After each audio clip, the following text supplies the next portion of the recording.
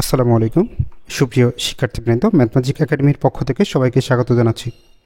আজকে আমরা এসএসসি 2023 সালের ঢাকা বোর্ডে আসা সেট ফাংশনের প্রশ্নটি নিয়ে আলোচনা করব।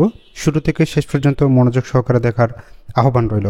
তুমি যদি আমার চ্যানেলে নতুন হয়ে থাকো, সম্পূর্ণ ক্লাসটি দেখার পর যদি ভালো লাগে তবে অবশ্যই চ্যানেলটি সাবস্ক্রাইব করো এবং বন্ধুদের সাথে শেয়ার করে দাও। তো কথা না পারি আমি চলে যাচ্ছি প্রশ্নে। খেয়াল করে বলছি কি আমাদের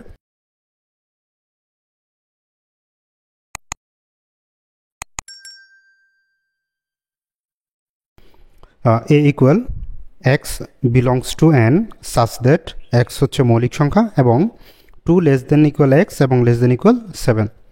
আরেকটা অংশ আছে function of x equal 4x minus 5 divided by 3x minus 2। তো আমাদের ক নং প্রশ্ন বলছে কি function of a equal 2a cube plus K a square minus 32 হলে কে এর কোন মানের জন্য ফাংশন অফ 2 ইকুয়াল হচ্ছে কত 0। তো এই অঙ্কটা করার ক্ষেত্রে আমরা যে বিষয়টা সবচেয়ে গুরুত্ব সহকারে খেয়াল করবো, ফাংশন অফ 2 ইকুয়াল কি বলা আছে 0 বলা আছে, আর ফাংশন অফ a ইকুয়াল এই অংশটা দেওয়া আছে। এইগুলো কিন্তু খুবই কমন একটা প্রশ্ন, প্রায় সময় পরীক্ষায় আসে। একদম মনোযোগ সহকারে দেখো, একটা করলে সবগুলা পারবা। প্রথমে আমরা ফাংশন অফ a যেটা দেওয়া আছে এটাকে আমরা লিখে ফেলবো, যে দেওয়া আছে function of a 2a cube plus K a square minus 32। এখানে আমাদের আছে কি ফাংশন অফ 2। তাহলে আমরা এখানে লিখবো যে সুতরাং ফাংশন অফ 2 ইকুয়াল, দেখো এখানে ভিতরে a আছে, এর জায়গায় কত বসালাম আমরা 2। তাহলে এখানে যেখানে যেখানে a আছে সেখানে আমরা 2 বসিয়ে দিব। তাহলে আমরা পাচ্ছি 2, এর মান হচ্ছে কত 2, তো এর উপরে কিউব, তাহলে আমরা 2 এর উপরেও কিউব দিয়ে দিব প্লাস কে ইন্টু এর উপরে স্কোয়ার, তার মানে এটা হবে কি 2 এর উপরে স্কোয়ার মাইনাস 32। তাহলে আমরা জানি 2 কিউব মানে হচ্ছে কত 8, 8 ইন্টু 2 তার মানে হচ্ছে 16 প্লাস 2 স্কোয়ার মানে 4, তাহলে হচ্ছে কত 4k মাইনাস 32। তো এখন আমরা যেটা করব, এই যে 16 মাইনাস কত 32, এটা হিসাব করে দেবো। 16 মাইনাস 32 তাহলে হচ্ছে কত মাইনাস 16। তাহলে আমরা 4k এটাকে আগে লিখি, 4k মাইনাস হচ্ছে 16, অবশ্যই বড়টার আগে মাইনাস, এখানেও কিন্তু কি আসবে মাইনাস আসবে। তো আমাদের শর্ত বলছে ফাংশন অফ 2 ইকুয়াল কত হবে 0 হবে। তাহলে আমরা এখন এই কথাটা লিখবো যে শর্ত মতে ফাংশন অফ 2 ইকুয়াল হচ্ছে কত 0, বা তো ফাংশন অফ 2 মানে আমরা পেয়েছি হচ্ছে কোনটা এটা, তাহলে এটা এখানে লিখে দেবো 4k মাইনাস 16 ইকুয়াল হচ্ছে 0, বা 4k আমরা 16 মাইনাস আছে এদিকে গিয়ে প্লাস হয়ে যাবে, বা কে রেখে দাও, কে এর সাথে 4 গুণ ছিল এদিকে গিয়ে ভাগ হয়ে যাবে, তাহলে 16 ডিভাইডেড বাই 4, এটা দিয়ে এটাকে কাটলা হচ্ছে কত 4। সুতরাং কে ইকুয়াল 4, এটা হচ্ছে গিয়ে উত্তর। আশা করি আপনারা সমাধানটা বুঝতে পারছেন। এবার আমরা চলে যাচ্ছি খ নং প্রশ্নে। খ নং বলছে কি পি অফ এ নির্ণয় করে দেখাও যে এ সেটের উপাদান সংখ্যা n হলে পি অফ এ এর উপাদান সংখ্যা 2 টু দি পাওয়ার n কে সমর্থন করে। ভেরি ভেরি ইম্পর্টেন্ট একটা প্রশ্ন, একদম প্রায় সময় এই অধ্যায় থেকে প্রশ্ন করলে এই ক্যাটাগরির একটা প্রশ্ন কিন্তু থাকেই। তো প্রথমে আমরা কি করব, পি অফ এ নির্ণয় করো। তো পি অফ এ নির্ণয় করতে হলে আমাদের এ সেট যেটা, এটা আগে আমাদের তালিকা পদ্ধতিতে লিখতে হবে। এটা কিন্তু গঠন পদ্ধতিতে আছে, আমরা এটাকে তালিকা পদ্ধতিতে ঠিক করে নেব প্রথমে। তো প্রথমে আমরা লিখে নিচ্ছি, দেওয়া আছে a equal x belongs to n such that x মৌলিক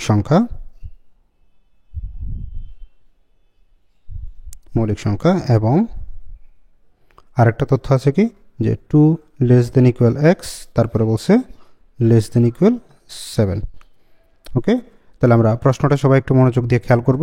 এখানে বলা আছে কি x হচ্ছে কি সংখ্যা, মৌলিক সংখ্যা। ওকে, আচ্ছা, তাহলে মৌলিক সংখ্যাগুলো নিতে হবে। কোন মৌলিক সংখ্যা, 2 এর সমান অথবা বড়, 7 এর সমান অথবা ছোট। তাহলে আমরা যে কাজটা করব যে সুতরাং এ ইকুয়াল, আমরা পাচ্ছি এখানে যেহেতু ইকুয়ালটা আছে, দেখো যে লেস দেন এই চিহ্নটা যদি না দিত, মানে নিচে যে দাগটা দেওয়া সেটা যদি না দিত, তাহলে 2 কিন্তু নেওয়া যেত না। দাগটা দেওয়ার কারণে আমরা 2টা নিতে পারবো। তাহলে 2 যেহেতু মৌলিক সংখ্যা, আমরা 2 নিলাম। 2 এর পরে মৌলিক সংখ্যা হচ্ছে কত 3, 3 এর পরে মৌলিক সংখ্যা হচ্ছে 5, 5 এর পরে মৌলিক সংখ্যা হচ্ছে কত 7, 7 এর পরে মৌলিক সংখ্যা কত, আপনারা হয়তো বলে ফেলবেন 9, 9 কিন্তু মৌলিক সংখ্যা না। ওকে, ভুলে 9 লেখা যাবে না।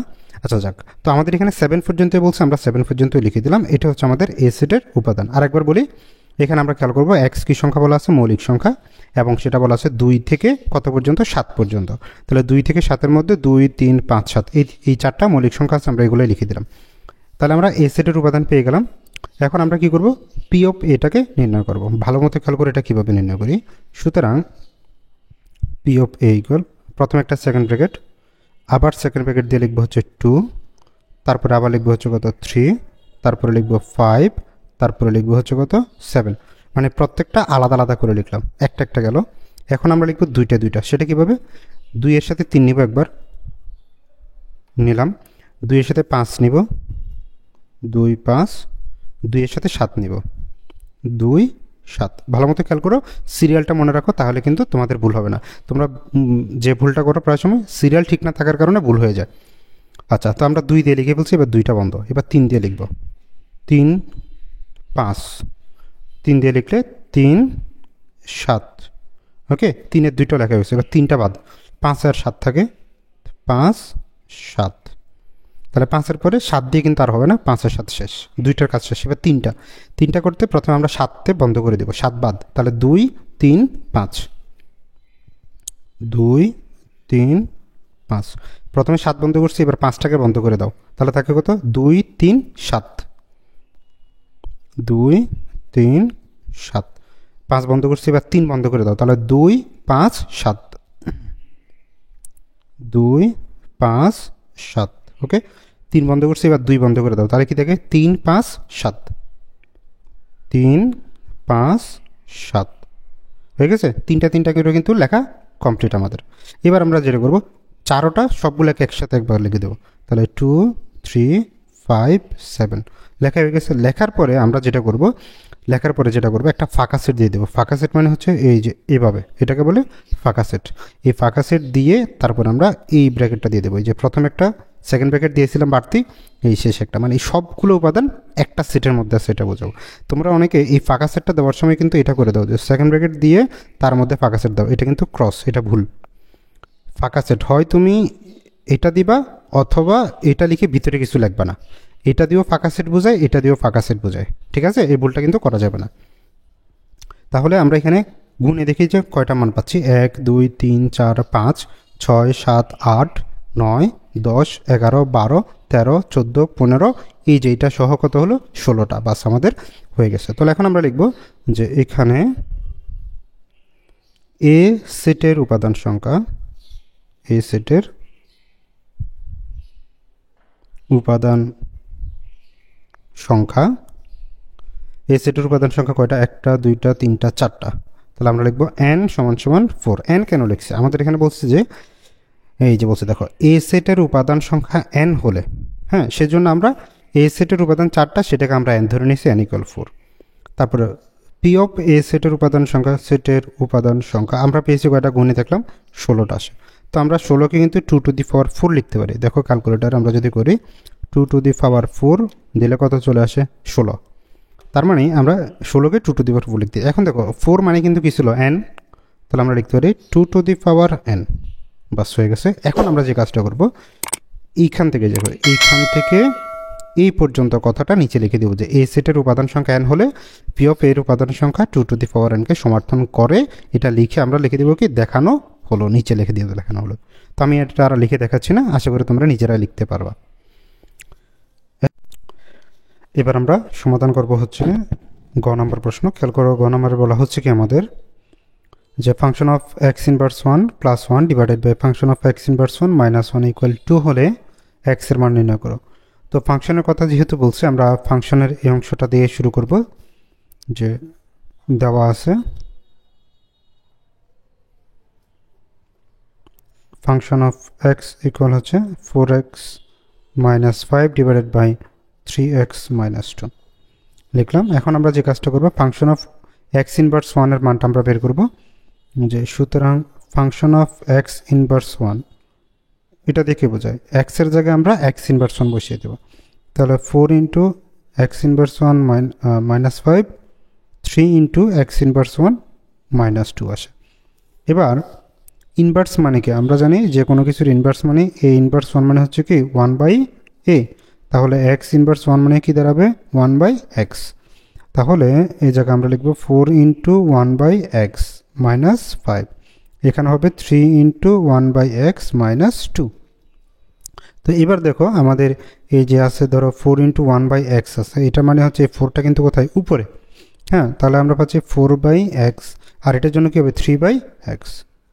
তাহলে আমরা লিখতে পারি 4/x - 5 ডিভাইডেড বাই হচ্ছে 3/x - 2। এখন দেখো এখানে উপরে একটা ভগ্নাংশ আছে, একটা পূর্ণ সংখ্যা আছে, মাঝখানে কি চিহ্ন মাইনাস, তাহলে বিয়োগ করা লাগবে। তো বিয়োগ করলে লসাগু হবে কত x লসাগু নিলাম, আর উপরে হচ্ছে 4 মাইনাস, এটা নিচে কিন্তু দেখো মনে মনে 1 আছে, তাহলে সরাসরি দুইটা গুণ করে দিব। নিচে যদি কোনো সংখ্যা না থাকে তাহলে ডাইরেক্ট গুণ করে, x × 5 মানে কত হবে 5x।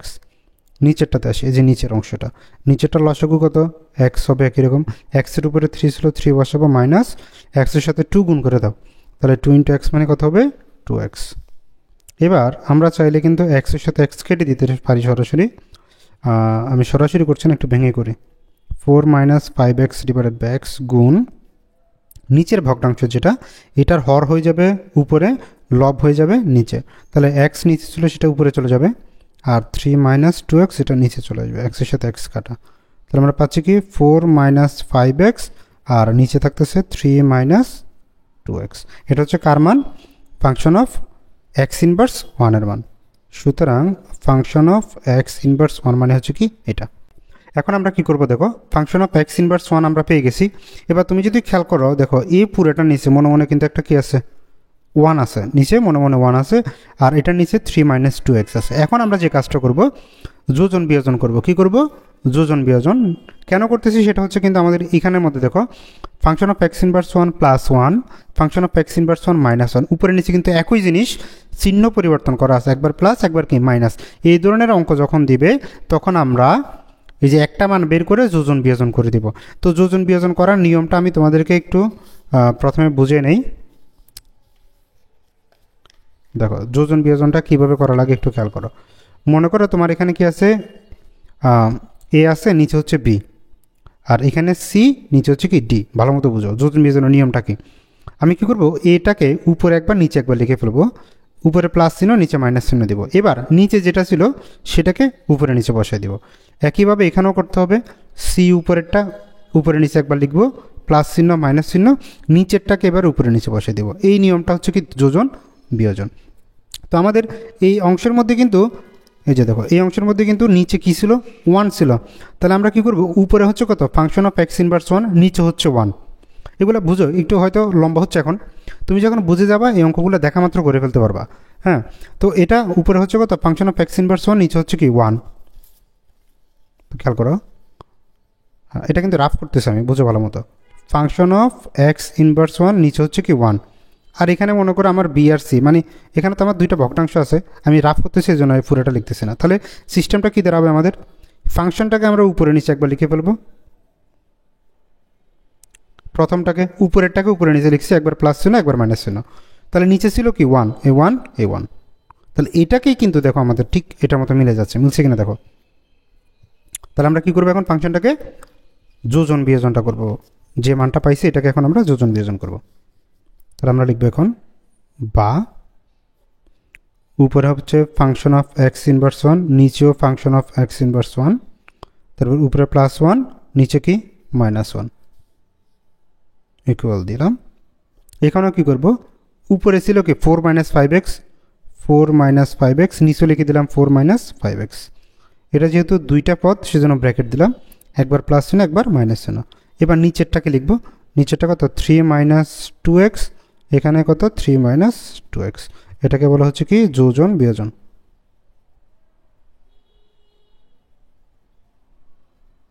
ওকে, এখন আমাদের বাম পাশে কিন্তু আর কোনো কাজ নেই, আমরা ডান পাশে ক্যালকুলেশনটা করব, ব্র্যাকেটগুলো তুলে দিব।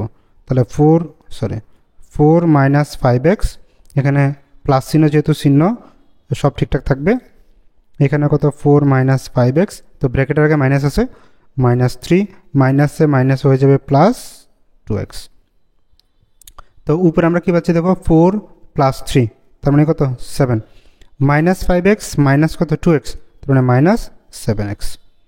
এখানে কি আছে 4 - 3, দেখো এটার আগে প্লাস এটার আগে মাইনাস, তাহলে 4 থেকে 3 গেলে কত 1 লিখলাম। -5x +2x, দুইটা চিহ্ন কিন্তু কি দুই রকম, তাহলে বিয়োগ করা লাগবে। 5টা থেকে 2টা গেলে আরও থাকে কয়টা 3টা, 5 থেকে 2 গেলে 3, আর বড়টার আগে মাইনাস, সেজন্য আমরা লিখব মাইনাস কত 3x। তো এখানে আমরা কার মান পেলাম, এটা function of x inverse 1 plus 1 function of x inverse 1 minus 1। তাহলে ফাংশন এইটার পরিবর্তে আমরা এই মানটা পেলাম। এবার আমাদের প্রশ্নে বলছে এটাকে দেখো, হচ্ছে এইটার মান যদি কত হয় 2 হয়, তাহলে x এর মান নির্ণয় করো। এইটার মান হচ্ছে কত 2, আবার এটার মান হচ্ছে এই ভগ্নাংশটা, তার মানে এই ভগ্নাংশটার মানে আমরা কত লিখতে পারি, 2 লিখতে পারি। তাহলে আমরা লিখব যে শর্ত মতে function of x inverse 1 plus 1 function of x inverse 1 minus 1 equal হচ্ছে কত 2। বা তাহলে এইটার পরিবর্তে এখন আমরা এই অংশটা লিখব, তাহলে হচ্ছে কত 7 minus 7x 1 minus 3x equal হচ্ছে কত 2। বা এটাকে দিকে গুণ করে দাও, আর গুণন 7 মাইনাস 7x ইকুয়াল 2 দিয়ে গুণ করে দিলে 2 ইন্টু 1 মাইনাস 3x। বা এবার এখান থেকে আমরা যেটা করতে পারি, যেহেতু আমাদের x এর মান লাগবে, এটা থাকুক 7 মাইনাস 7x, এখানে গুণ করে দাও 2 একে 2, 3 দিয়ে গুণে কত 6, তার মানে 6x। তো আমরা এক্সগুলোকে এক পাশে নিয়ে আসবো। তো এখানে হচ্ছে মাইনাস 7x, এই মাইনাস 6 এদিকে আসলে হয়ে যাবে কি প্লাস 6, আর এখানে 2 আগে থেকে ছিল, প্লাস 7 এদিকে গিয়ে মাইনাস 7 হয়ে যাবে। বা এবার একটু খেয়াল করো, মাইনাস 7 প্লাস 6 আছে, তাহলে দুইটা চিহ্ন যেহেতু 2 রকম বিয়োগ করা লাগবে, 7 থেকে 6 গেলে হচ্ছে 1। আচ্ছা তোমরা এগুলো না বুঝলে একটু হয়তো লম্বা হয় বুঝাইতে, তোমরা ডাইরেক্ট এটা করবে, এক্স তো দুইটাতেই আছে, মাইনাস 7 লিখবে প্লাস 6 লিখে দেবে, কত আসছে মাইনাস 1, তাহলে মাইনাস 1x হয় আর কি। তো আমরা 1টা লিখতে হবে না, শুধু মাইনাস এক্স লিখলেই হবে, মাইনাস এক্স পেলাম। এবার এদিকে 2 মাইনাস কত 7, ক্যালকুলেটর আছে, 2 মাইনাস 7 মাইনাস 5 চলে আসছে, বাস ইকুয়াল হচ্ছে কত মাইনাস 5। তাহলে উভয় থেকে মাইনাস বাদ দিয়ে দাও, এক্স ইকুয়াল হচ্ছে কত 5। এটা হচ্ছে কি আমাদের সমাধান। তো আশা করি আপনারা সমাধানটা বুঝতে পারছেন। এরপর যদি কারো অসুবিধা থাকে তাহলে কমেন্ট অবশ্যই জানাবেন। আর আপনি যদি আমার চ্যানেলে নতুন হন, ক্লাসটা দেখে আপনার কেমন লাগলো অবশ্যই কমেন্ট বক্সে জানাতে ভুলবেন না।